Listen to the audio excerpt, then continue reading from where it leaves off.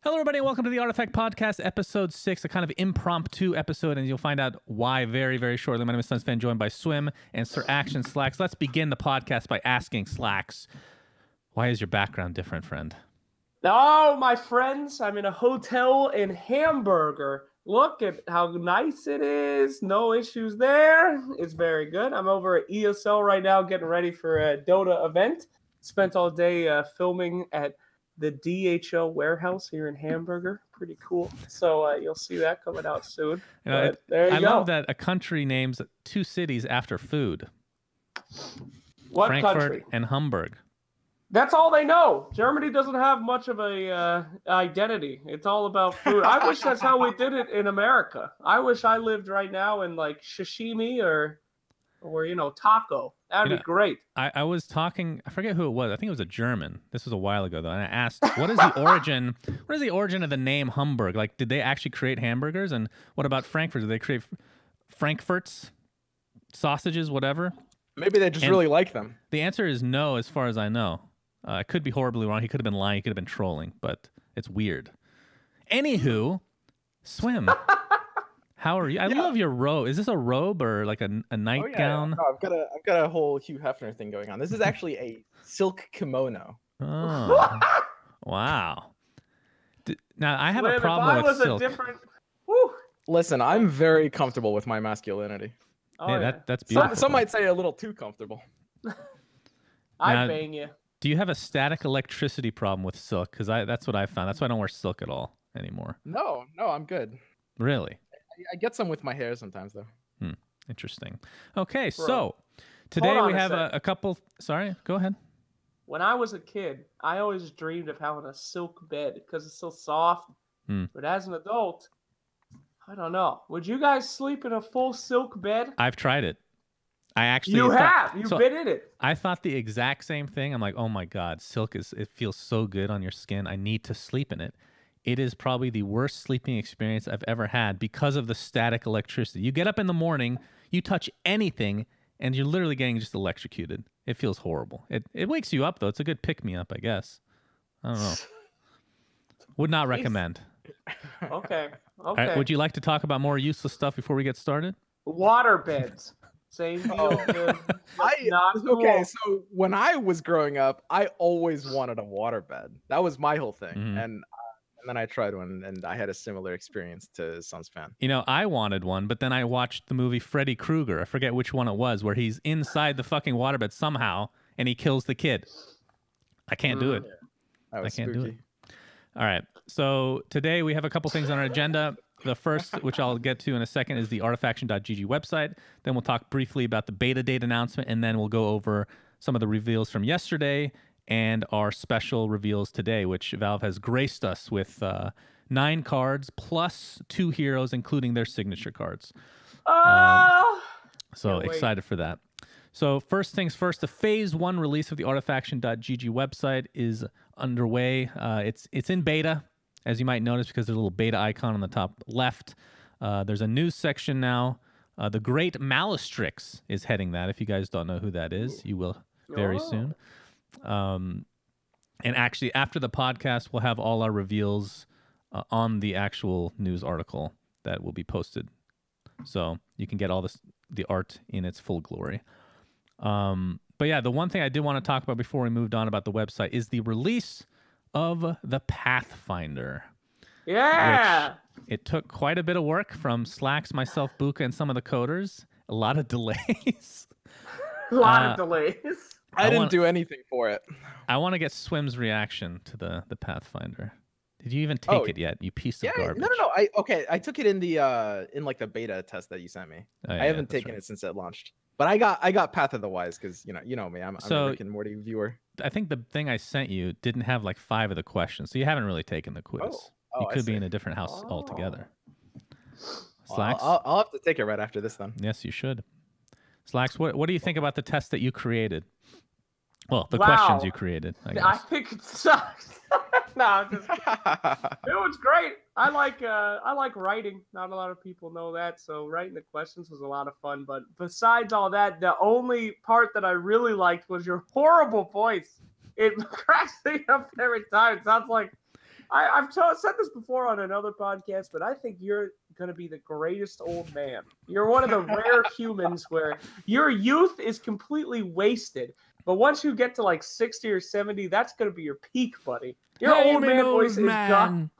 What do you think of the name Old Man Gillywinkle? I actually hate it, but refuse to change your mind. So thank you. I just had it pop into my head, and I needed to do it. What can I say? But yeah, I thought the quiz was a lot of fun. Buka did an amazing job designing it.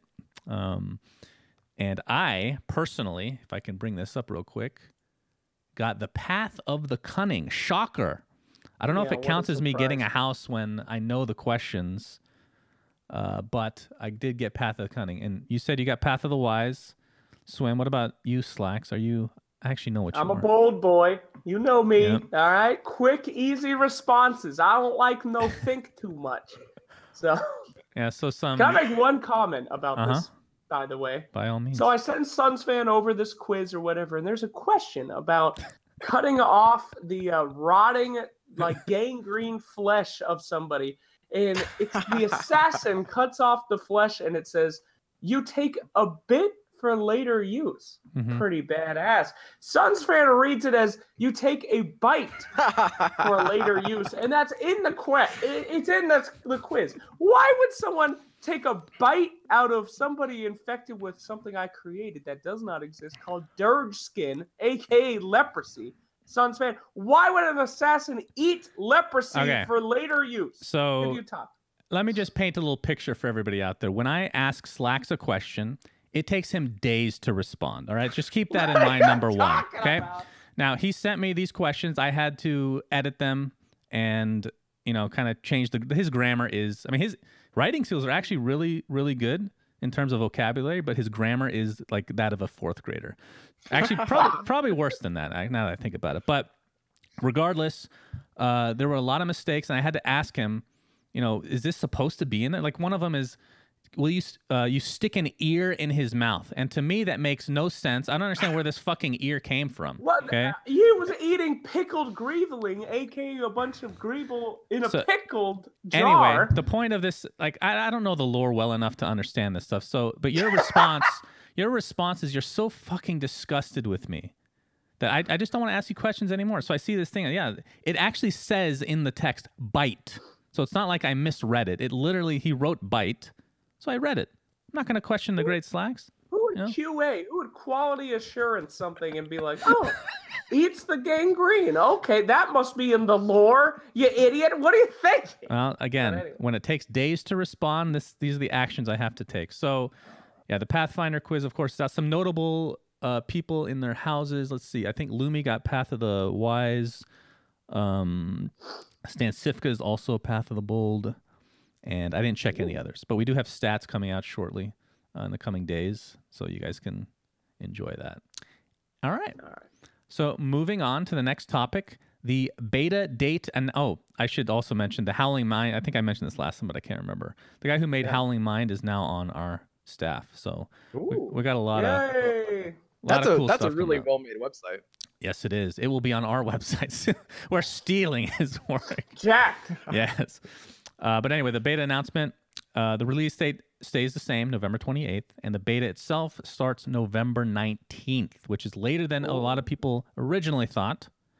But it is Valve, so we had to kind of expect this to some degree, right? This is, I mean, based on their past. It says on their website, like the Valve time translation, when they say October, they mean November. It does say that on their Valve website.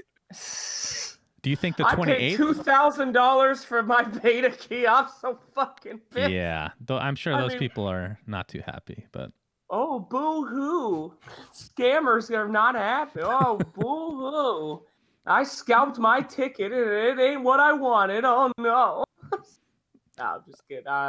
Well, whatever. Welcome to Valve, people that are coming from other Cardstone games. People that are coming from other card games, sorry, it's Valve. But as Miyamoto once said, good products, when they're released late, they're good forever. But bad products, when they're released on time, are shit forever. And I'd rather be playing a good product for a little bit. Go ahead and delay. I don't care. So I'm 33 years old. I've been through a beta or two. I'm an old man, as we've established. I've seen some really, really bad beta launches, and this isn't one of them, honestly. I mean, it's not perfect, no doubt about it. Let's look back at Dota. That's Valve as well. That was a shit show. That was really bad. Wasn't Dota really in beta for like 4 years? Well, it was more the part where you had to get invited to get into the beta. There was a part, there was a portion where anybody could join, but during the portion, like it was months and months where you could not get in. It was brutal. That was really bad. So this one doesn't feel too bad. I mean, obviously we're in the beta, so it's easier said than. I can understand the frustration though, but in comparison to other beta launches, I really don't think this one's that bad. Do you think the 28th? When you're in. Do you think the 28th will be legit? Is it actually coming out on the 28th? No, I think so. No, not at all. Okay, so it is difficult to say, but I do think that pushing beta makes more sense. Like if they're just not confident with it being on the level and they're not opening it up to beta yet without all the features, but pushing the release date, I don't think they're actually going to do that. And I know people were saying that about pushing the beta date too, but actually this time, like, I think 28th is legit. Let me put it this way. If I got kidnapped and they said, we have a certain date for ransom, I would put their calendar. I'd be like, can you guys just follow Valve's calendar? Like, if they can pay by the time the beta is released, I could get the money. And then you got yourself a few years in custody. I mean, you're fine. I think the one thing to keep in mind, and it was the same for Dota, as bad as the Dota launch was, whatever you want to call the beta stage, once people actually got to start to play, they forgot about the whole thing because it was such a good game. And I think the exact same thing's going to happen here. So just a little bit more patience, friends. I sympathize with you. I really do. I remember I had this, it wasn't the same exactly, but Warcraft 3, I got into the beta very late, and I was dying to get into that beta. Dying. And I finally got in with just a couple weeks to go, but then all was forgiven because the game was amazing. Did you guys see that thread about the beta purposely being pushed back to compete with Hearthstone's big announcements after BlizzCon? Woo! Now, if that were true, that would be the dopest thing I've ever read. Oh, man. There's no way that's true, though. I don't think it would be true. That's a tinfoil hat shit. I would love to believe it. I would love to believe that, but Valve has this policy, to my understanding at least, that they don't care about what other people do. They do their own shit, and they do it well, right? So it just happens to destroy them in some way. That's fine. That's perfectly fine. What a shame. Okay, so with that, let's begin the reveal. So we'll start with yesterday's, which were revealed by BTS. Let me bring that up here. And then we'll get into ours afterwards. So the first one put it right at the end. Is a 2-mana green spell, Defend the Weak. Modify a unit with this unit's allied neighbors have +2 armor. So that unit itself does not get the armor. No. Just its allies. It's Treant Protector. Yeah, Treant passive. I think this card is actually quite solid. It's pretty powerful. I mean, it's something you pick in draft. You're very happy about it. In constructed, there's only one reason this might not make the cut, because it's pretty powerful, but green has so many powerful options that keep your units alive already, like Omni Knight's spell, for example, as well as one of the green cards we'll be revealing later today. Yeah, I agree with you, Swim. I feel like this is a pretty decent card in general, but green just, I mean, it's got so much. I mean, who cares? You know, +2 armor, whatever. You could do something better with regen or something like that. So it's a good Rix card, though. Rapid deployment in this bad boy ain't a bad idea. Well, this is more draft than constructed, right? I can't see this in constructed. I honestly think it's pretty close. Like, really? Wow. Yeah, I mean, don't get me wrong. I do think it won't make constructed decks, but it is pretty close. Like, playing this turn 1 is really powerful. And it'll do very well against, for example, Lich decks. If Lich kind of like starts to catch on, he's a pretty powerful hero. He could, you know, start having a presence in the meta. Yeah. Armor does own Chain Frost, no doubt about it. I just had to give a little shout out to the art because those creeps look so cuddly. I love this.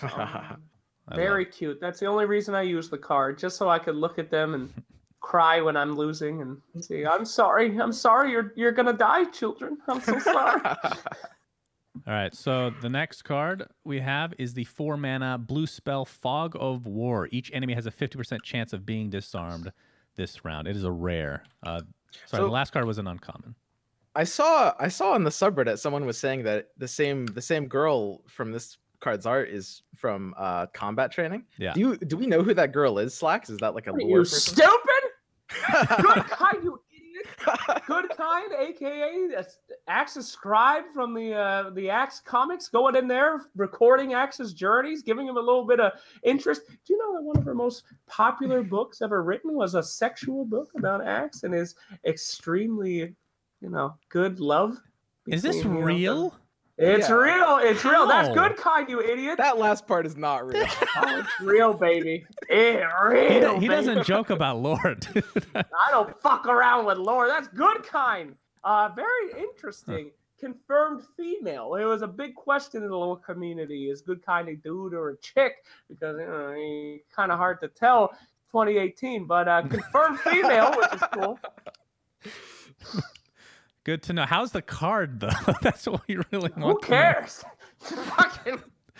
Who cares? I think this card is not good, personally. It's completely RNG based. It's like one of those. Oh, I'm getting destroyed. Please, Gaben, help me. That's how I feel about this card. Pretty much. It's I think that's spot on. It's not what I'd call amazing. Yeah. All right. We can move on unless Slacks has something else to add about this card. The only reason I bring this up is because I know Slacks really likes cards that we don't like, so I'm giving him a chance. Fog War is not good. Move on. All right, excellent. Next card is a 2-mana blue improvement Fractured Timeline. It's a rare. Before the action phase, give a random card in opponent's hand +1 lock. So more value in theory if you put it in the first lane. This card sucks. Everybody tells me this card sucks. I like it. I think the big argument on this card is why put a card in when it only disables a random one other card? You're trading one card slot for them not having one card, but it's random, so it doesn't make a lot of sense. That is exactly the argument I would make. Whatever, all right? There's something called mental damage in all games. No, I'm very familiar with mental damage. Mental damage is a thing. And being on this podcast is mental damage. If you want to play Time of Triumph and that shit gets locked the round you want to use it, that's fucking mental damage, all right? It's going to hurt you. So I'm a big proprietor of that. This is in all my decks. You could also just play Time of Triumph instead of Fractured Timeline. Because you are, I mean, you're so in terms of like card advantage, Fractured Timeline, it -1's you, and it -1's your opponent too. So it's basically a symmetrical effect. Because whatever you're locking, you could just play instead. Yeah. But there's something about them looking at the card and going, shit, I don't like that. It helps. So in comparison to the other locks that have been revealed, it's Lost in Time. What's the 3-mana version of it called? Buying Time. Yes. So this is obviously like the weakest version by far. It is an improvement though. I actually think it's better than Buying Time. Okay, fair enough. Yeah. I don't like Buying Time either, personally. Oh, yeah. Lost in Time out of the 3 is actually like competitively viable. Like you pick it in draft, and I think it is constructed viable. I'm not sure if it'll make the cut for decks because Blue has really tight main deck slots, but it's actually a good game. Yep, agreed. All right, next is the Jasper's Daggers. It's a weapon, aka item for 7 gold, an uncommon. Equipped hero has +2 attack and pierce. So obviously the 2 attack. Pierce essentially means ignore armor. It works on towers. This is something I didn't learn until like a month into the beta, but which is pretty cool if you're going against like a Vesture deck. What? Yeah. I did not know that at all until this second. That's crazy. Item's not great. Still, but yeah, this card sucks. This card sucks. I feel like this could be something you can put in against decks that you know are going to be running like things like Vesture, because this nullifies that. So I will say, piercing from a medical standpoint, piercing is one of the stronger effects in the game. Like I've gone on the record saying spot weakness, which cantrips for piercing, the red card at 3, is actually pretty good. Constructed level even. But this is just not the right way to get piercing. Just because it counters time and Vesture, and both are like the late game options. in the meta. Did you know, Slacks, that when you put Pierce on a hero, it also gives them piercing on Retaliate and Cleave? What does that mean? So LC equips this. Her 2 damage from Retaliate will go through armor as well. So this is actually, I mean, you can't equip this to like Sven, I guess. I mean, you probably wouldn't, but you could. You could. You could. Let me just give you guys that are not in the beta a little taste. Okay, I did not know what piercing did for the first 5 months of my beta, and it did not affect me in any way. So, there you go. So you say. Somebody's asking if siege damage is reduced by armor. It is not. That's a common question, actually. It is not reduced by armor. I should say it's reduced by tower armor. Yeah, right? It's reduced by tower armor. But not, like, if you're hitting a hero with armor, it's not going to make any difference. Okay, moving on. 6 mana, red creep. How do you say this? Marrowfell or Marrowfell Brawler? That's a Marrowfell Brawler. Marrowfell. Yeah, that would make sense. Like bow and marrow, yeah. Oh, okay. Yeah. 6 attack, 16 health, and it's a rare. It's a big boy. Compared to Ogre Conscript, 727. That's the natural comparison. They're both 6 mana red creeps. The Ogre Conscript has the 2 armor. I think Marrowfell is actually a bit better, just because, you know, Ogre Conscript can die in like 1 hit to something. The 16 health is going to matter more, and the difference between 6 and 7 attack isn't too much. But this is like maybe constructed level. It's close. You don't see that often in draft because it's a rare compared to the Conscript. For sure. But it feels good taking it. I don't like this card. I like it using it. It's a great card to play. Lore-wise, this Centaur's a bitch. Okay, they're supposed to be fighting these guys, the Thunderhides, but he can't actually get one. And that's his whole existence, is he's supposed to hunt the Thunderhides. And he can't. 6 damage pisses me off. This guy's a puss. Does the art look like to you he's not actually fighting him? He's just like inspecting the horns and just caressing him? It looks more sexual than aggressive to me. No, you need to reevaluate what it means to be a lover, because that guy is definitely trying to snap that dude's neck. Maybe he's evaluating right. Look at that on the bottom left, the dirt being kicked up. You think that's a gentle caress? Okay, that's violent. I mean, not everybody likes it gentle, Slacks.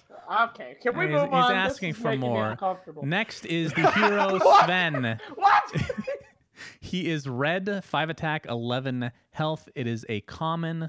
He comes with the passive Great Cleave, which gives him cleave equal to half his damage. It rounds down. And his spell, which is the one we haven't seen yet, is the 6 mana red spell God's Strength. Modify red here with 4 attack.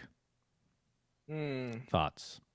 This is a pretty good draft card. The cleave is pretty sick in draft. You won't mind picking this up. In fact, it's one of the better red heroes for draft. I would not play this in constructed. I mean, it's like one of many heroes that's just held back by the card, right? You see it in something like Darkseer, you know, a lot of... You know, like I would say Outworld Devourer, but OD has a really terrible body too. I think everything about OD is bad. Yeah, literally exactly. every aspect. Exactly. Yeah, I agree. The cleave is great for draft, like you said, because red has a real problem with that. The real problem it is really just the card. It's 6 mana. It's just stuck in your hand all the time. Yeah. Only can use it on red. If this could be used on any hero, then that would be pretty good. But the fact that it's only red, it would be a teensy bit better. I think Sven's okay, but you have to basically build your deck around him. Like, you have to have a bunch of ramp stuff. And if you have a good ramp and you're building around Sven, he's actually okay. Your wave clear is good, and it feels good to like kill 2 heroes at once with this huge Sven. His card is, I mean, in some red decks, you don't need a lot of cards. The cards are kind of just sitting there, so I don't think it's that bad. Yeah. I think he's okay. Fun fact, you can actually equip him with Apotheosis Blade, and you'll condemn anything you cleave. Slacks, you should build that deck. Yeah, just... I already have, my friend. Cleaver is there, and I love it. Excellent. But, yeah, he's all right. I don't got as much hate as you guys do. It's okay. He's good in draft. I said he was good. I pick him up in draft. I pick him up in draft all the time, but constructed he's unplayable because of his card. Anywho, moving on. The 4 mana red spell Tresdin Standards. It's an a rare. Modify a red hero with after you play a red card, give this hero and its allied neighbors 1 attack and 1 armor this round. I really like this card. I love these cards. All the cards like this are so much fun because you can stack them and it's incredible amounts of things coming out really weird times, you know? Yeah. The thing about these cards, great early game, great late game. I mean, the more cards you play, the more they get. Big fan of Tresdin. Oh, go ahead. Oh, no. Okay. Yeah. This is ahead, actually. So what I really. All right, all you. This is one of the best cards in mono red. So mono red isn't really a deck right now. Here, check this out. This is a rare card, right? Mono red is not a deck right now, not really competitive level, maybe tier 2, tier 3. But as the card pool expands, mono will get better. This is a 3-off auto-include rare in mono, which won't be good off the gate. This is prime investment material. Give it like 4 weeks until everyone sold all their Tresdin standards. Buy like 1,000 of them. This is gonna skyrocket. No. I mean, it's unclear whether it'll be 1 expansion or 3 expansions, but this is going up. Okay. Now, what about in its current form? With forget about mono. What about if you have 2 to 3 reds in draft versus constructed? Is this playable? I like this in draft quite a bit. It's great in draft, yeah. This is pretty much something you pick up in draft. Constructed, it's below the level, for sure. Okay. There's better cards to run. One of which being a crazy red card we're going to be revealing at the end, actually. Oh, we have a real crazy card coming up next. Yeah. I want Slacks to talk about this one. It's a 1 mana powerful blue improvement called the Watchtower. It's a rare. Whenever an enemy improvement enters this lane, draw a card. Wow. Whoa, Watchtower.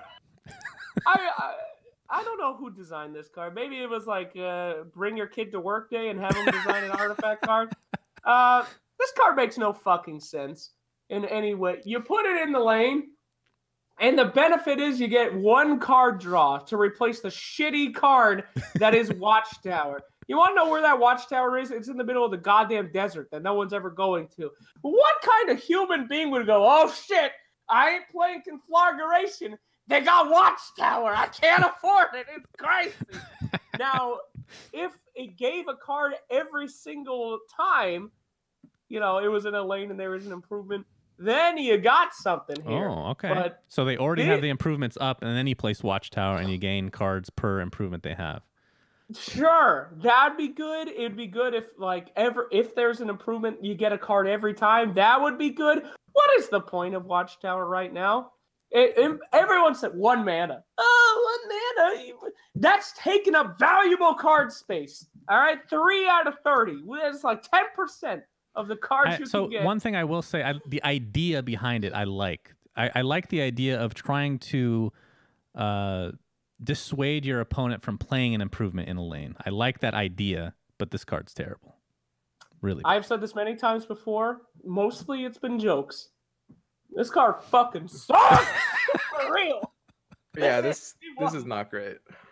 I mean, I could kind of conceive of a situation. So I think Valve has basically said that, like, I don't know if it's 100% confirmation, but we know like sideboarding isn't going to be like the main competitive way to play, which in Magic basically means you have a pool of cards that you can swap between like series and a best out of 3. But if there is like some kind of optional sideboard and there is some kind of like 1 lane aggro super improvement deck that has to commit. No, yeah, I mean, this card's terrible. It's like you have to really stretch your imagination to consider playing this. Yeah. Like hard. I have a deck where every single card is an improvement from all the different colors, and I would not be afraid of someone playing Watchtower.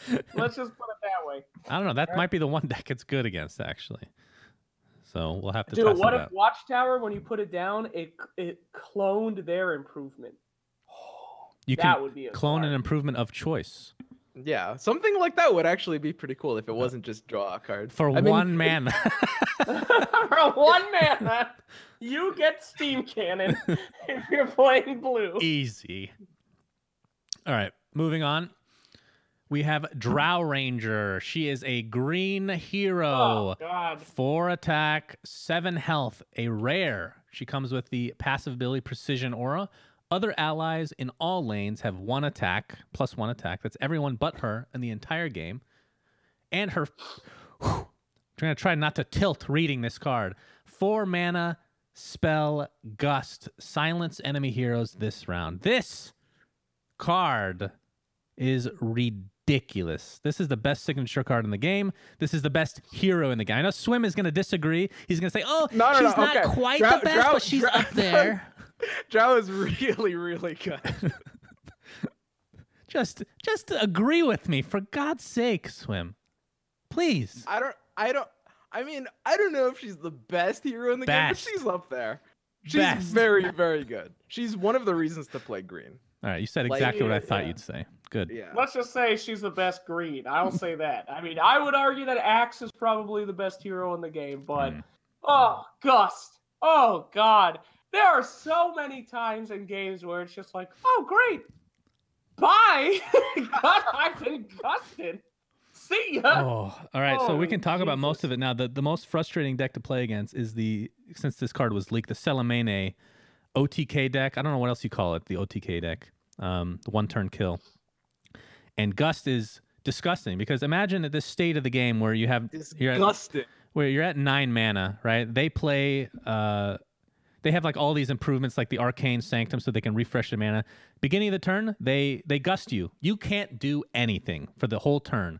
But luckily for them, they've drawn their entire fucking deck, right? And they have unlimited mana. They refresh their mana. They put down Salamene. They can play an entire game they're playing by themselves at that point. You can't do anything. You're gusted.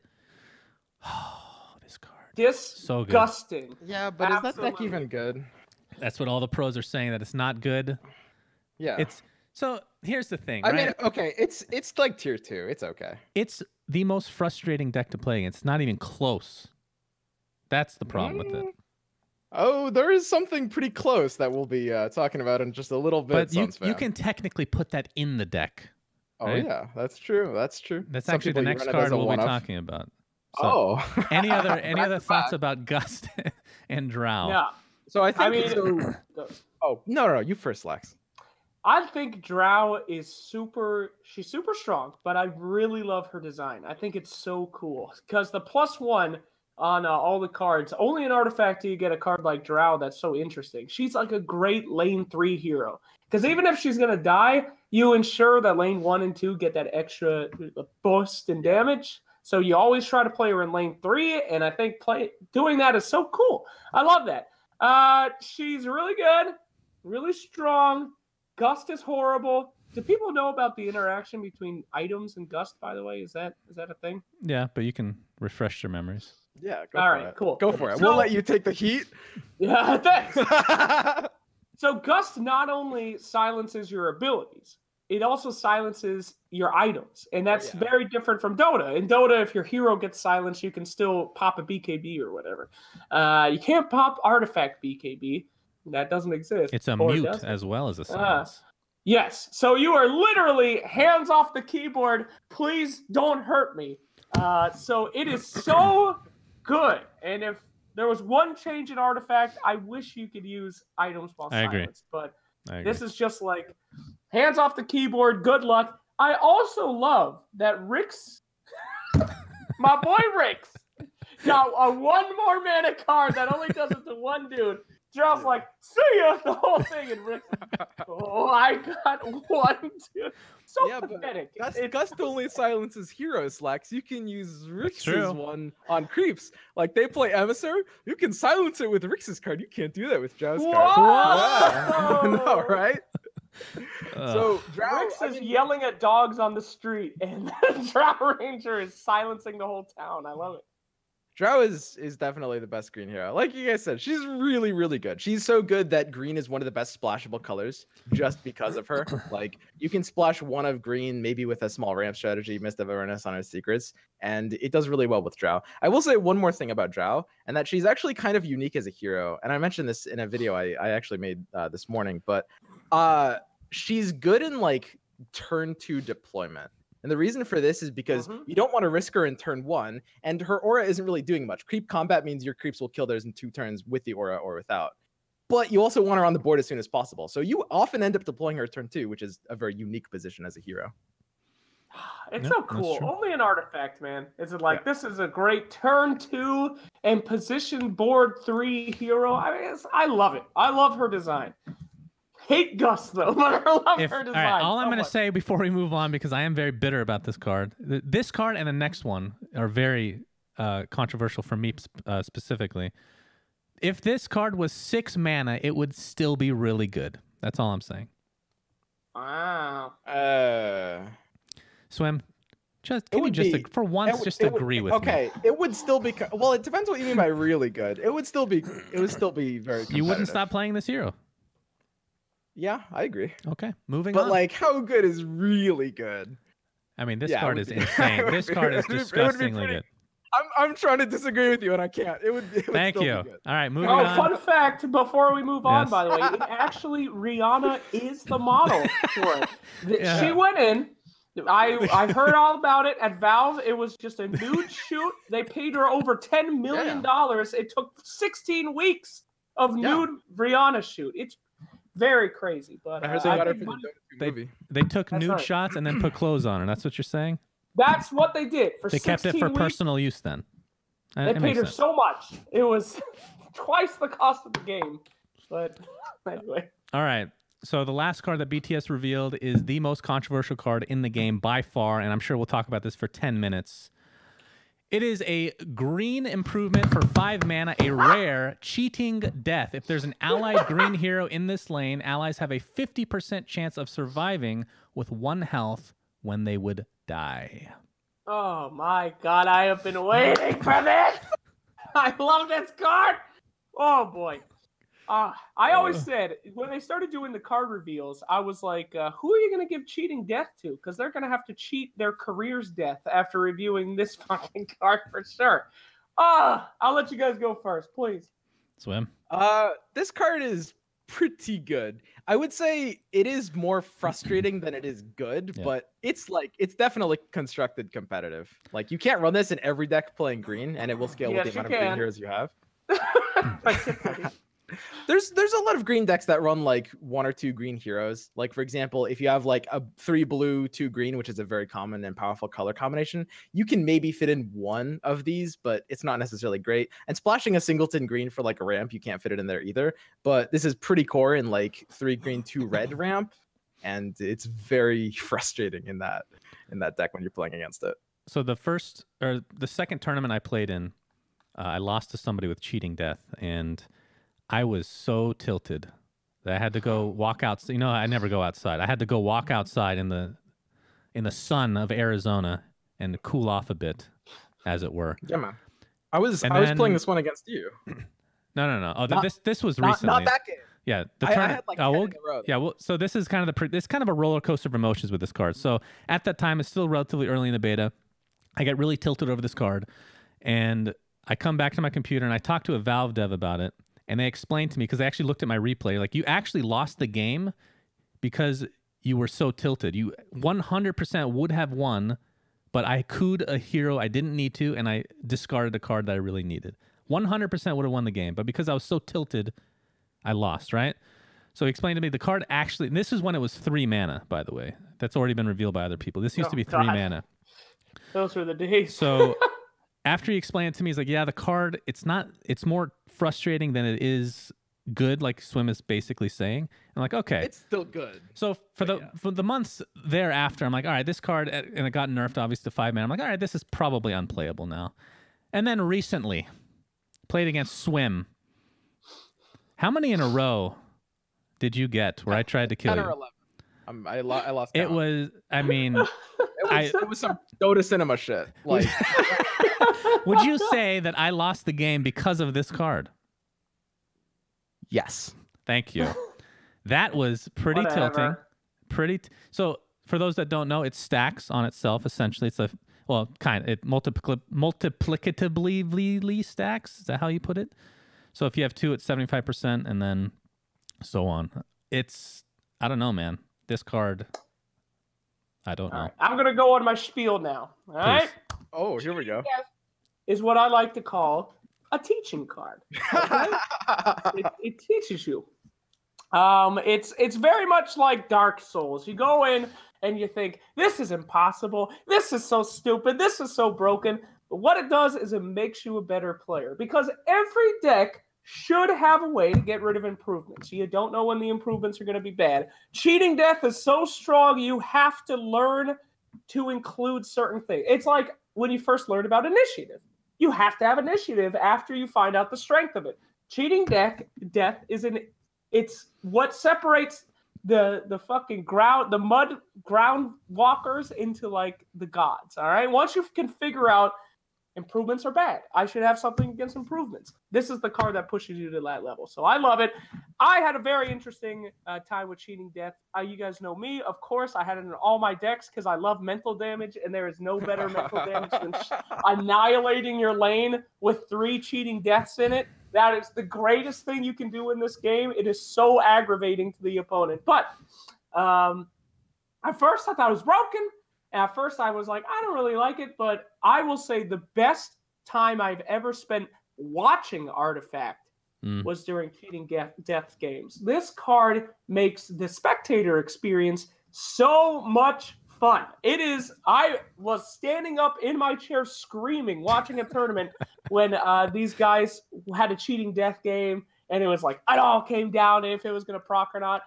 Great card for spectator experience, and it very educational. Makes you a better player. I honestly believe so, and that's why it's in there. Because I, like you guys, I'm not a big fan of RNG. I like being able to know stuff, but sometimes having a card like this, it just makes the game so good. I agree with that. Yeah, I agree with that. Yeah. And it is the one counter in theory, other than getting initiative, to annihilation, because you annihilate, even if it's yourself. I've seen people annihilate their own lanes with Cheating Death because they know that half their units are going to survive, if not all of them in some cases. Right. So there's one more counter, which is Glyph of Confusion, preemptively putting that and like stunning them when they pop on. Everyone plays that card, right? Well, yeah. Yeah, well, I love that card. But anyway, what makes Artifact so good is when someone plays Cheating Death and I don't have an answer for it, I'm like, why don't I have an improvement killer in this deck? It's not like, why did that proc? Oh God. It's like, I put myself in that situation. I don't have the Maul. I don't have Raise or something. Well, so I brought that upon myself. I don't know. Yeah, I mean, that's true. Like, everybody was running tons of Smash the Defenses because of this, essentially. Like, literally because of Cheating Death. That's how the beta began. And then there's the other side where, like, whenever I play Cheating Death, I know it's small sample size and whatnot, and it's a little biased, but it doesn't work for me. When Cheating Death does not work for you, it's a terrible card, like horrible. Yeah. So there is that factor. I also might be kind of biased, but Cheating Death always works for me. I can attest to that. That's just what being a good Artifact player is. You just have Cheating Death always. Sometimes work for you just have good karma in life. When it comes to like RNG stuff, I just have bad luck. It's just how it is. So I accept honestly, that. I will say, like, I think that there's such a thing as very much good RNG and bad RNG. And I think Artifact uses a lot of good RNG. Like, for example, the like random generation flop, and even the lack of mulligan to a degree. Because I know Savich was saying he liked the no mulligan, and I'm slightly in the mulligan camp, but I actually can totally see the argument for no mulligan. Like, making the game start out different. This is actually something Artifact has that no other card game has, except for like Prismata, which isn't really a card game, which is like the game starts different every time. Like, it's not just opening hand. Like, things are fundamentally very different, and that's good because it leads to very divergent gameplay. I personally don't like the RNG of Cheating Death. It's a little too much, I think. Yeah, Cheating Death also taught me about poking too. Having the ability to have a 1 damage kind of thing. Like, Conflagration is great for stuff like Cheating Death because you just do this 1 damage and see what you can take out. And I don't know. I mean, I am still very much in the thing that Cheating Death makes you a better Artifact player. Can I ask a question? Oh, I do agree. Why is Techies not in the art somewhere? Of Cheating Death? Yes. Because they don't cheat death. They just kill themselves. I don't care about lore. This is all about trolling. This card was designed to troll people. Absolutely. Yeah, and Techies is at the forefront of that conversation. Monkey King is very mischievous. No. Well, at least we can. If Monkey King comes out, he's probably going to be a green hero, so that would be cool. We can kind of theory craft what he'd be. Something really funny about Cheating Death. So there are a few synergies that people aren't really talking about this with this card, because there are some things that allow you to condemn your own units. Like, for example, Ravenous Mass. You can build a black-green deck that uses Ravenous Mass, which basically eats the 2 neighboring units. And if you have Cheating Death on that row, then there's a 50% chance they just don't die, and you still get the points, right? Guys, this is the greatest thing, Swim. I love it. I have a deck out there called Risky Business. All right, here's what you do. You got Rix and Ravenous Mass. You put, if it's got Stonehull in the name of items, you put it on that sucker. The mass eats both of its neighbors, and one of those neighbors is another mass. So this mass has 25. He eats the other mass, which has 25. And if Cheating Death procs twice, you got 250 units right next to. Oh! But when it doesn't work, you look like a fucking idiot. I love that deck. It's so stupid. All right. I think we've talked enough about. We've talked to death about cheating. Unless you want to finish it off, please. No. Well, I mean, I think that this is a card worthy of talking a lot about. True. So I think that there's 2 decks that play this competitively, which are like mono-ish green, and also like green-red ramp, as I said. The other point of synergy is the card that was revealed as Old Techie Vest, which allows you to deal 6 on an active. You can condemn the equipped hero to deal 6 damage to the neighboring allies. And this is actually a competitive level card when you pair it with Cheating Death. Like, I think this card is legitimately good in decks that run Cheating Death. Do you think Cheating Death is worth running if you have 2 green heroes? Or do you need 3 and above? I would say 3 is often the limit. It might see play as like a 1-of with 2 green heroes. I mean, most of the decks that I've seen with Cheating Death in general, even if you have 5, you have 2 Cheating Deaths typically, right? You don't go for 3, or do you? I think you go for 3, my friend. God damn it. If you have enough green heroes, if you have 3 or more green heroes, and there's only like 2 decks that do that, but if you do, yeah, I think you go for 3. Interesting. All right, are we done talking about Cheating Death, my friends? We're finally done. What a fun card. This card, many a threads will be created about this when the game is released. Yes, I promise. And many Dota cinemas. Yes, send your clips to ArtifactCinema. We will make a compilation of the pain and agony that this card is. That's a consolation. Like, if you get just super screwed by this card, you can be like, well, at least I'll be famous. Yeah, exactly. All right, so moving on to our reveals, my friends. I figured we'd start with the 2 heroes and then do the cards. Is that fine? Is that cool with you guys? Sure, man. Well, we can't change it now, so sure. Yeah, it's too late. late. I can change it, but I'd rather do the heroes first, I think. Let's do one the heroes hero at the beginning. Yeah, bookend it. And one at the end. No, I can't do that. I can't do that. Sorry. You just said you could change. No, the technology is not there. It's either at the beginning or the end, and I'd rather at the beginning, personally. Okay. All right, so first, and some of these have been revealed partially, just not their signature cards, I think. First is Timbersaw. He's a red hero, a 4/11 uncommon. He comes with a passive reactive armor. He gets 1 armor for each of his attackers, so at most you can get 3. His card is a 2-mana spell, Whirling Death. Choose an allied red hero, deal 2 damage to its enemy neighbors, and give them -2 attack this round. I personally love this hero. I've been loving him more and more in draft quite a bit. Yeah. I really like this hero. Whirling Death is super good. This card is sweet. Like you said, the SIG is pretty amazing. Like for that cheap price of 2, it swings for 12 value, right? Because it deals 6 and it reduces 6 off of yours, which is crazy for 2 mana.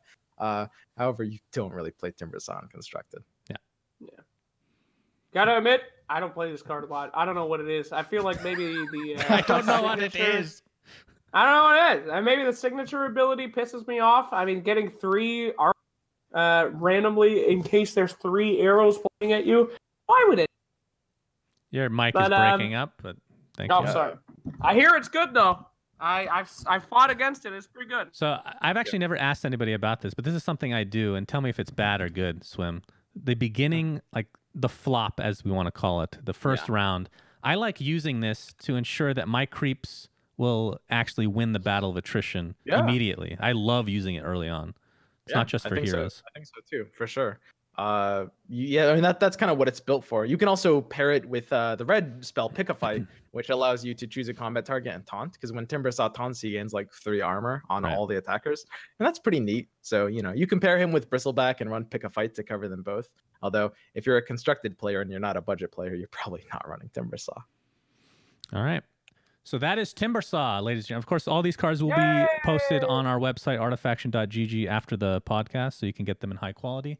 The second hero, the last hero we have to reveal, is the old Ogre Magi. He's a blue hero, a common, 3 attack, 7 health. Multicast is his passive. After you play a blue card, there's a 25% chance that you copy the base copy of that and put it into your hand. His card, which has not yet been revealed, which is amazing, is a 3 mana improvement called Ignite. Deal 1 piercing damage to each enemy before the action phase. This is the nuts. Yeah. But all the Reddit detectives figure out what this signature did like 4 weeks ago. Okay. Yeah, all of them. I mean, they deduced it. Like they took some magnifying glasses, because it said they saw like 2 words. No, I'm not joking. They literally looked at it, dissected it, looked at conflagration. They were like, wow, these 2 words we can see align perfectly with what conflagration does. And one of the words was the number 1. So they had that. Damn. Well, what's good about this card is the piercing damage. It actually does a lot, because one of the big counters, conflagration, is getting a little bit of like armor and stuff like that.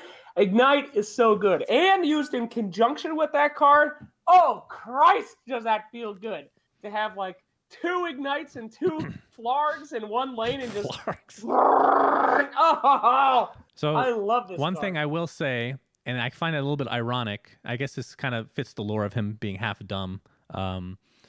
Multicast, the copying of, he can't copy his own signature card because it's an improvement, not a spell. That is hilarious. Although that would be pretty OP having more than 3 ignites.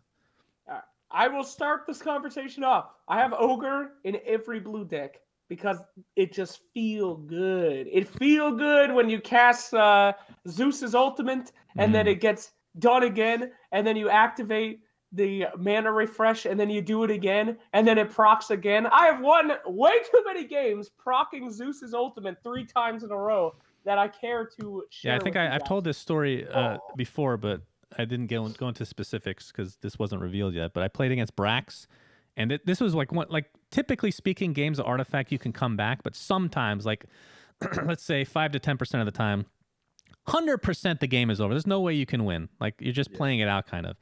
And this passive of his, getting Thunder God's Wrath 4 times in a row, killing all 5 of his heroes, won me the game. It felt really good. I won't lie. But for me, like, this is kind of a weird path because, yeah, it's somewhat it is RNG based, but it's more like if that never procs, he's still pretty freaking good hero. It's just like an icing on the cake kind of skill for me, you know? It's not nearly as like frustrating as cheating death. Like obviously you guys are telling stories of like when it can win you games, but the chance of the game swinging on Ogre's multicast procking is still fairly low, all things considered. It does happen. He's constructed level, one of the best blue heroes for sure. Like if you're flopping blue, Ignite turn 1 is really good. So the way that copy works, it says it's a base version of the card. So if it's like Eclipse, for example, if you copy that, it starts with 0 charges. So that's what that means. I think somebody's asking, what was that question? Does the enemy know if the copy works? So they see the copy of the spell. Yeah. When you copy they get to see it in your hand. They see that it happened, and then it goes into their hand, and it's flipped around so they can be reminded that they have that card like forever. You can see the whole thing. Be reminded, idiot. And when you copy Eclipse, it starts at 1 charge. Like it gives you the base version. Yeah.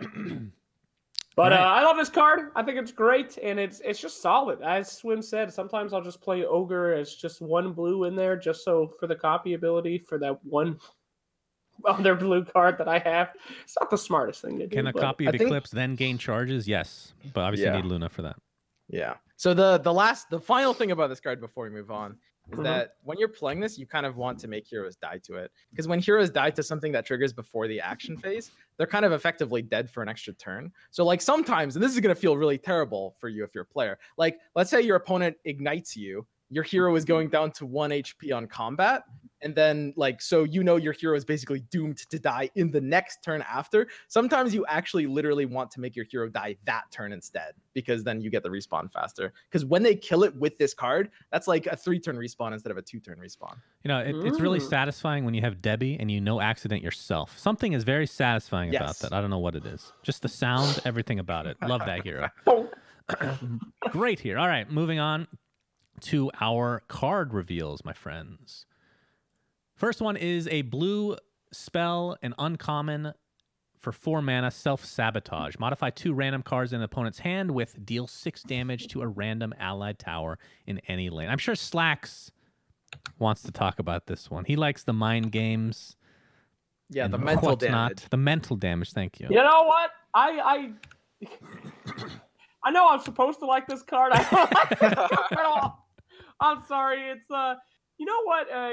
The thing that actually I wish was different was when you play it, the enemy knows what cards self-sabotage. It's like highlighted. I wish that would change, because that would just change the dynamic of the card so much. If you just played it and the enemy didn't know which cards would do it, oh my god, would this be a great card. But in the way it is 6 tower damage, it's pretty strong. You get, 2 of them. So if you play this card 3 times, that's a decent amount of cards that you're dealing 6 damage. But the random aspect, I don't know. I mean, I'm not feeling this one. I never play it. What do you guys think? This is a pretty easy never play this card. Oh, I will say I like the idea. This is another one. I like the idea of the card, and it's just not enough of an incentive not to play the cards in most cases. Obviously, if it's the end of the game, you're not going to play probably a card that has this highlighted. But I have been able to conceive, using way too much imagination, of a situation where you could actually include Watchtower in a deck. I cannot do the same for this card. What about draft? If you have to. You're going to have a really bad draft at that point. Yeah. Most likely. All right, moving on. Hold on, though. I do love the idea. You make me. Yeah. I think this idea is so cool. I think it's a great idea. But just got to modify it a little bit, please. Thank you. Green mana. Green mana. We have a green spell for 6 mana. It's a rare, Curse of Atrophy. Modify enemy heroes with -2 attack. So it's every enemy hero in that lane. I personally like this one in draft. Before I put it in because I had nothing else to put in, but after using it, it's like, actually, if you can get like 3+ heroes, like especially at the end of the game where you're both fighting over one specific tower and you have all 5 heroes in the same lane, oh my god, this one feels real. It's pretty bad when you use it on one hero though, for 6 mana. Yeah, I will say, if you're going to play this card, what you're definitely going to want to do is combine it with Selemane's Favor. So let's say you've got something like a mono green deck. You chuck Selemane left to right on turn 2, which is the 4-mana turn. You get your right word lane up to 6 where they have 2 heroes. Turn 2, pop this off on 2 heroes. That can feel kind of okay. I mean, of course, that's never going to happen, but that's how you should play this if you play this card. I feel like 6 is pretty expensive for this card, but then again, if it was less, I don't know. Then I think it isn't broken. Like if this was a 4 mana and he just popped this all over the place, that'd be nuts. But I just like the art for this card. Woo! God, that's good art. But is that Sven? Oh, it is Sven. That's Sven and your boy Centaur. Centaur. Centaur. Oh, yeah. In the front, yeah. I thought you were talking about. It's small on my screen right now. I have to investigate this later. Where the hell is Centaur? Centaur is like his forehead isn't. Look at his forehead. Right, hold on. I'm gonna increase the size of my thing. Yeah. Oh, okay, yeah. But he has a receding hairline. What is this? Centaur should not have a receding hairline. Centaur needs some Rogaine. He is a beast. Come on. That doesn't mean anything less for Centaur, okay? But yeah, in draft, it feels like a filler card for me. All right, moving on. We have another 6-mana spell. This one's blue. It's an uncommon. Call the Reserves. Summon 2 melee creeps into any lane. So it's kind of like Dimensional Portal, except so let's do the math. Dimensional Portal is 4 mana for 3 creeps, so it's 1.33 mana per creep. This is 6 mana for 2 creeps, so that's 3 mana per creep.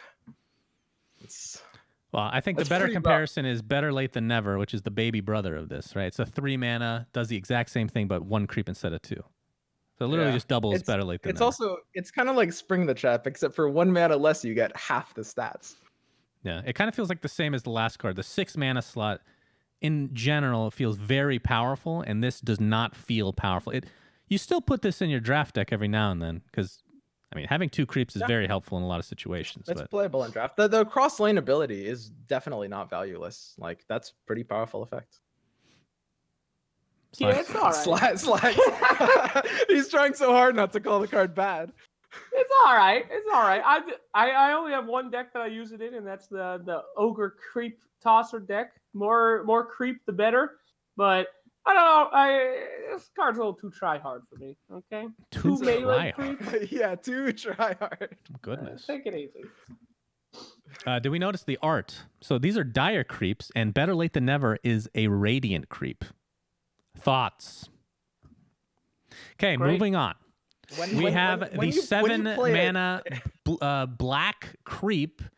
It's a rare Assassin's Shadow. 15 attack, 5 health, comes with 5 siege, but for each of her allies in that lane, she loses 2 attack. So she could have 0 attack in theory, but still do 5 siege, which is nice. This is a draft card. It's not really constructed, in my opinion. Yep. It's basically, yeah, absolutely. It's honestly solid in draft. Like, it looks kind of bad at first to a lot of players, but you are not at all unhappy about curving this for a finisher in draft. I love this card. Very, very interesting, very fun. Great to pair it with. Blue has a lot of movement cards in the deck. Black. So it's very surprising when you put it in, and then a couple rounds later, Storm Spirit and everybody else bails, and then just Siege, 5 Siege itself is super. I don't really care about her attack, which makes her, I think, viable at all parts of the game, even if you have a full lane. 5 Siege is 5 Siege, baby. It's pretty good. More importantly, though, canon on the PA Spectre theory. That's all I'm going to say. I'm not going to go into details. Wait, what's the PA Spectre theory? Well, yeah, watch the video. I think it's something like PA, her Arcana, she slowly is becoming Spectre or something like that, right? Oh, yeah. That's just canon now, baby. A ghost of a PA, baby. Of course, this could just be another character entirely, though. Right? They do both throw it back. So in my experience with this card, it's pretty good. For the most part, it feels like she usually ends up with like 7 or 9 attack in my experience. So obviously the weakest point is the 5 HP. But in a lot of cases, you don't want to kill this unit because you have another couple. Like if you have a black hero in the lane, you're going to want to probably prioritize the black hero over this card anyway. I agree. It looked really bad to me at first, but after playing with it, it's decent. 5 Siege. It's great. Yeah. Who cares? That's big money. I would say, like, it's very similar to Thunderhide pack. It's like 7 mana Thunderhide pack that's a lot squishier. I don't know. Every unit that has high siege also has high attack. I'd really like to see a unit that has like low attack and high siege, so that you like want it to hit a creep. Well, typically this one does. I mean, -2 is a big number. I can almost give you what you want in the next card. It's not siege per se, but it has low attack. And I do know the card you speak of. All right, let's move on to it. We have another black creep. It's the Horde Catapult, an uncommon, 0 attack, 4 health, deal 2 piercing damage to the enemy tower before the action phase. It's literally a trebuchet that's a creep for 1 more mana. Thoughts? I think this card actually does something that no other card in the game does, which is make trebuchet look good. Dude, I love trebuchet. Chill. What do you mean? Trebuchet is so good. It is good. Amazing card is trebuchet. How could you say no to that? Come on. All right, one thing I will note, obviously 0 attack, 4 health, not great, but in conjunction with something like Sor Lakan, who increases tower damage, this can actually do damage to tower as a minion, as a creep. The fact that it's attached to a body is actually very significant for a lot of what Black wants to do. Like, it's not just like sort of as assault ladder, but also stuff like coordinated assault that scales with the amount of units you have, and like the oath. Yeah, having said that, the card's probably pretty bad though. Yeah, there's units that you would run over this instead, like Untested Grunt and Assassin's Apprentice. You guys have not done the Horde Catapult Intimidation or Bellow, okay? Every time it moves, it does 2 piercing damage. That's wow! true. That's true. It's crazy. Darkseer? Yeah, I like it. Darkseer's great with this. These are great. One of those little, like, those tiny little pricks against the tower, that little rat damage. I love it. And in conjunction with the Trebbies, it's fun. I am very excited for Blizzard's inevitable lawsuit against Valve for using the word horde, though. That will be another fun one. But for now, loving it while we got it. Can't wait for the name change. Excellent. All right. Yep. Moving on, we have the 4-mana rare green creep Rampaging Hellbear. 2 attack, 3 health. Modify Rampaging Hellbear with +4 attack after the combat phase. This thing, very low HP, but can snowball so hard in the right situation. This is scary in draft. Like, if your opponent ducks out of a lane, this is the, like, Red Mist Pillager, where this can just win you an ancient kill on a lane your opponent ducks out of. Its low health is compensated by the fact that green has, I mean, green's entire identity is keep your stuff alive. You know, you've got the Cheating Death. You've got another card that we're probably going to be revealing next up soon. Mm-hmm. It's literally next, actually. Yes. Oh wow! And that will pair very well with this. God, this card just gets you lose track of how fucked you are. That's what I love about that card. You know, you just leave it in a lane. You're like, oh, I got time. Then you look over, it has 38 damage after. Oh, Jesus. Yeah. Now, can we talk about the lore a bit here and how it relates to Dota? So we have the potato and the tomato now, right? The tomato's a real pile of garbage. I think the potato is actually the big brother this time around. Yeah, no, the potato is better than the tomato. Imagine if your parent was just gonna die. That's red. That's tomato. All right. He has to be in front of someone else to reduce their attack. This is baby trying to help daddy. Okay. He's running in the building. Mommy, he's tearing it apart. All right. That's the lore. I think we need to start an initiative to get this changed in Dota to make the models bigger for the potato and the tomato smaller. That's all I ask. Okay. All right, so next. I was just gonna say real quick, in constructed, this is probably like slightly below like the super competitive constructed level, but it's actually very close. Like you can slot this in mono green. All right, next we have the 4-mana rare spell for green, Soul of Spring. Modify your hero with, after you play a green card, give this hero and its allied neighbors 4 regeneration this round. Of course, it procs itself. This is insane. This card is crazy. This is like auto pick and draft. Like you said, it procs itself, and just like, I mean, your stuff is just not dying. Your stuff is not dying at all. Isn't it? The first time I read this, I didn't really catch it until months later, honestly. But you can put this on any hero. That's strange, considering like cards like this, at least in Artifact that we've seen so far, usually you can only play it on the hero of that color. But this you can play on any hero, which is super, super strong. Really? Huh. Yeah, I didn't modify notice that a hero. too. Yeah, no, I didn't notice that either. I mean, put this on a black hero, black green deck, black. They ain't no squishing no more, son. But of course, you have to keep playing green spells. So yeah, or green cards. Yeah. So I would say the one thing you have to evaluate with this card is like how much survivability you need, right? Because like green has so many ways to keep stuff alive. Defend the Weak is a really good card. Cheating Death is obviously ridiculous. You've got Omni, both his like active and his Sig all keep your stuff alive. So this card is amazing in draft. It's possible it won't see like super high play and constructed. It just depends on like which of these keep your units alive cards ends up being the best one, because you can't run all of them, even though they're so good. Sure you can. Swim. that's just too much keep alive. I'm sure Slacks can figure it out. This card is I almost feel like it's overdoing it, you know? Green cards don't die that much. Soul of Spring that's kind of what I'm saying. They're really not gonna die. Oh, you know, for most decks, who cares? It's like Ring of Trask. Like, I'm gonna really keep this unit alive.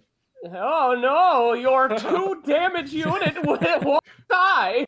I mean, countered. It sounds super good. Obviously, in other decks, it does get better because not having a PA die is a fucking nightmare.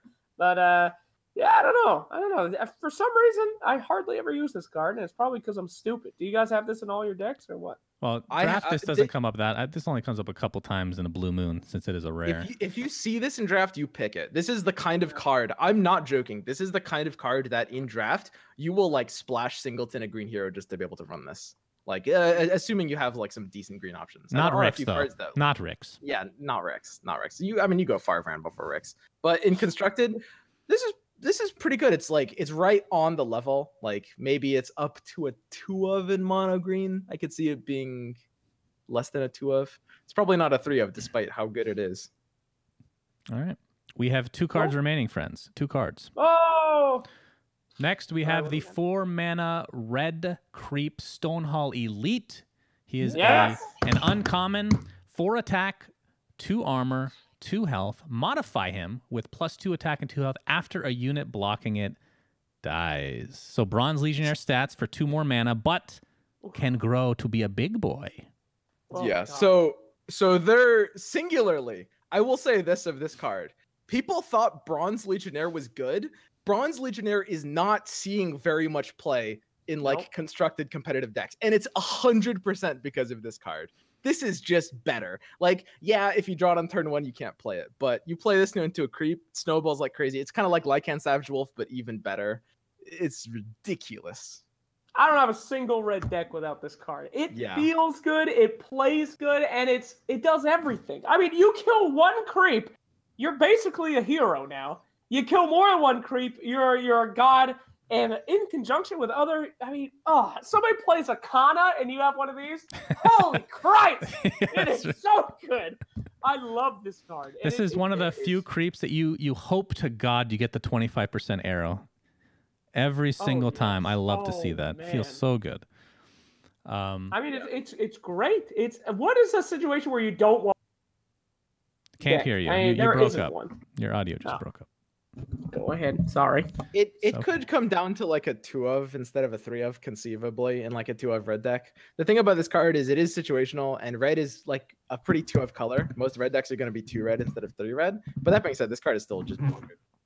Like, I will say this is a very skill testing card, and the reason for that being is your opponent kind of has to put you on this. Like if you're playing 3 Stonehall Elites, you're both at 4 mana, they've got an opening for Stonehall Elite to come down, you might have an answer to it. You have to pass off of initiative just so you can preserve your answer, whatever it is. If they play Elite, you'll be dueling this card. You'll be killed. This is scarier than a hero for sure.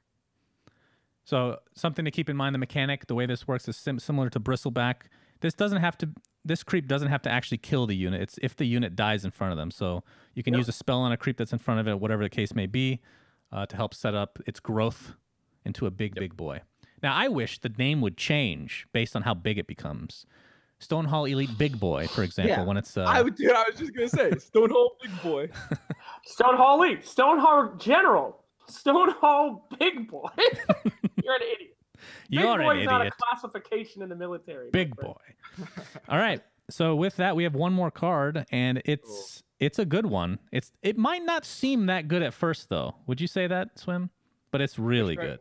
Wait, I'm not really keeping track. What are we revealing? It's an item. The last thing we have to show. This is very good. This is better than it seems. Yes. All right. So what we have for the last one is, I don't know how to say this, Klazareem Hourglass. It is an accessory. No! It's an uncommon for 10 gold. Equipped hero has 4 health. But also, whenever opponent draws a card, give that card +1 lock if equipped hero is in any lane. This is the best lock card in the game, and it's an item. Hands down. Yeah. This card is absolutely crazy. So one way to think about this card. So as long as your hero is on the board. So a few things. When your hero deploys, since deployment happens before drawing, when your hero deploys off of this card, it will still lock their drawn cards, right? It triggers off of like manual draws, like Foresight and Potion of Knowledge. The best way to think about this card is as long as your hero is alive, it's basically 4 health. Your opponent discards 2 cards because they will forever be 2 cards draw behind for the rest of the game if your hero survives. And that's so good. Is there a point to having the lock cards when this item exists? I mean, this is all the lock cards. In conjunction. Better. Yes. Together. I mean, this stacks. You're gonna see games where your opponent buys like 2 of these, slap it down, and 1 for me into 3. Every card you draw is 3 turns locked. Yeah, in draft, I pick this up anytime I see it. How relevant is it in constructed? You put one in. How many do you put in a deck typically? It kind of depends on your. It really is. It is situational. Like I don't think you're gonna run this in like every single deck because there's a lot of decks that can't really use this. Like, payday combo type stuff might want to just like save up their gold instead of buying this early. But it's a great control tool and stuff like like a red-blue control or something like that. Great target for and one for me as well. I mean, it's usually when you play it, it's a 3-of. This is one of the most powerful items in the game. I would say if you need to keep your heroes alive desperately, you should play Stonehall Cloak over this, but maybe both. If you don't, then this might be a better option. This card is the greatest blue baller in the game. I mean, you're looking for that perfect card to save the situation. It shows up in the draw. Oh my god! Locked! No! It feels... I mean, even if you kill the hero every round, it's every other round your cards are going to get locked. And it's quite frustrating, no doubt. It is super good, though.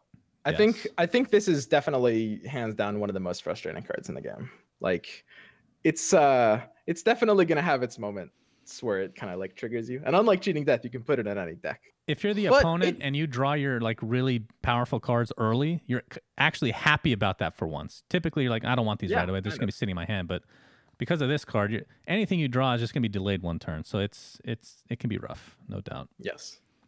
Yeah. Now, what if it unlocked the cards if you killed the hero? That'd be cool. Oh. This card makes it so that Corrosive Mist should be in all decks. All green, I have it just in case someone draws one of these bastards of a card.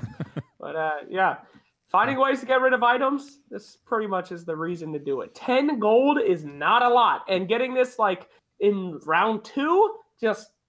the game goes so much in your favor. Does this card make Rick's viable? Nothing makes Rick's viable. I think I'll say that right now. The way that lock works for people that some people are unsure what lock does, it literally just means you can't play the card for X amount of rounds. So for this one, it's 1 round. You can't play the card.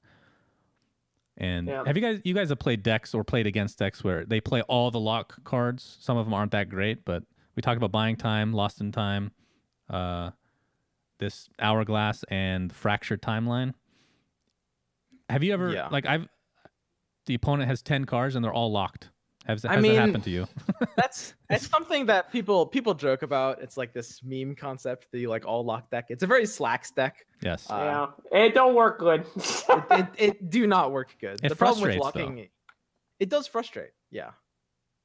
Yeah, but then you spent all of your available cards on lock decks. You have to remember, all these things, they prevent them from doing something, but you also give up the ability to do something by preventing them, which leads you into a spiral of just stupidity that no one wins in those games. But let's see. Rix is viable, by the way, with Cheating Death. I'll put that out there. Because you can take crazy risks. You could put a Techie's Vest and have a mask next to him and just try it every time, and no matter what, Rix will always go back to your Cheating Death lane. Rix is the worst card ever, except for Cheating Death, because you guarantee that you have a green hero in that lane every single round. Very good. Here's the thing about Very Rix. good. So Rix is like a feeder, right? Rix is like you're playing a game of Dota, and one of your teammates like randoms. You know, someone picked this hero and he doesn't get off, so one of your teammates is like randoming Rix, and they're just walking down mid, right? And like that's what Rix is. He feeds very literally because he just keeps coming back and he feeds. Not only that, he comes back faster, so he feeds more. He's that teammate that buys back to feed. Like that's what Rix is. I'm sorry. It's What great. if he has a Revtel Signet ring though? Then it doesn't feel so bad. That's like the closest thing to becoming viable that he can get, I think, is that card or that item. 2 gold. Are we for leaking 9? People are saying that we're leaking things. All the items were revealed. Everything's been revealed The except packs for thing. a couple things that are coming down the line. Did we oopsie? No. No, they're talking about Techie's Vest. Oh, I okay. remember using that at PAX. What are you talking about? All right. So I think that will do it, friends. Thank you for joining us for this reveal. Thank you, Valve, for the cards. Really appreciate it as always. Any final words from you two gentlemen? I don't know. Everyone's asking about Tinker. I don't know about Tinker. I've never seen that. Yeah, card wait, before. Tinker. No, I don't think there's a Tinker. Who's that? They're adding Tinker to the game. That's pretty cool. Maybe. Anyway, that was a lot of fun. Thanks, Val, for the 10 cards. We had a blast. I know we're getting closer and closer. Hang in there, everybody. The beta is coming, and the game is almost revealed, and you're going to be playing this game for the next, 5 years? I think you can wait a couple weeks, boys. Make sure she's in good shape. Stay strong. Yeah, I will say, I know we probably seem like we're on this, like, we're in this situation where we're like, yes, the beta's all to ourselves. Or no, it's kind of ridiculous though. Like we do very much, not quite as much as you guys, but we do very much wish that it was open, just because like right now there's just less to do. Like I know it's not quite the same, but I was pretty disappointed when I heard as well. For people that suck like me, I've been waiting for the goddamn beta to open. I just want to play against stupid people like me. That's all I want. I'm in there with Hearthstone pros and magic gods and dudes like Swim who have calculated this shit. I just want some fucking noobs. Please open the beta. Hearthstone pros, magic gods, and dudes like Swim. He couldn't remember the name of Gwent, I think. I like it. Just get in here, noobs. I need you so bad. All right. Please. Well, that'll do it, friends. Thanks for watching this impromptu episode of the Artifact Podcast. You can catch it later if you want on the ArtifactCinema website or just any podcast thingy. I don't know what you even call it. The podcast programs, Apples, Googles, all the good stuff. If you missed any of the cards that we revealed today, it will be posted on our website, artifaction.gg, it's either now or in like 2 minutes. So look forward to that. Thanks for watching, guys. Until next time, SUNSfan Swim and Slacks signing out. Goodbye. Bye.